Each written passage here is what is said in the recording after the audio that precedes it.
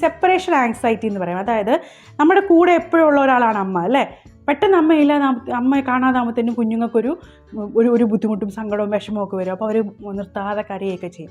അത് വരാതിരിക്കാനായിട്ട് നമ്മൾ ഈ മുഴുവൻ സമയം കുഞ്ഞിൻ്റെ കൂടെ സ്പെൻഡ് ചെയ്യുന്നതിന് പകരം കുറച്ച് സമയം, അതായത് ദിവസം ഒരു മണിക്കൂറോ അരമണിക്കൂറോ ഒക്കെ മാറി നിന്ന് ശീലിപ്പിക്കണം. നമ്മൾ ജോലിക്ക് പോകുന്നതിന് 1 മാസം മുന്നേ തന്നെ, അതായത് 5-ാം മാസം തുടങ്ങുമ്പോൾ തന്നെ നമ്മളിത് ശീലിക്കണം. പിന്നെ ഓൾട്ടർനേറ്റ് കെയർ ഗിവർ ആരായാലും, അത് ഗ്രാൻഡ് പേരൻസ് ആയാലും നമ്മൾ പുതിയൊരാളെ നിർത്തുവാണെങ്കിലും ഒരു ഡേ കെയർ ആണെങ്കിലും, അതും നമ്മൾ ജോലിക്ക് പോയി തുടങ്ങുന്ന അന്ന് മുതലായിട്ട് നമ്മൾ അവരെ ഫിക്സ് ചെയ്യരുത്. കാരണം എല്ലാം കൂടെ ഒരുമിച്ച് വന്ന്, എല്ലാ പുതുമയും കൂടെ ഒരുമിച്ച് വന്ന് ഒരു പ്രശ്നമാവരുത്. ഇത് നമ്മളൊരു കുറച്ച് കാലം കൊണ്ട് അത് ശീലിപ്പിച്ചെടുക്കണം.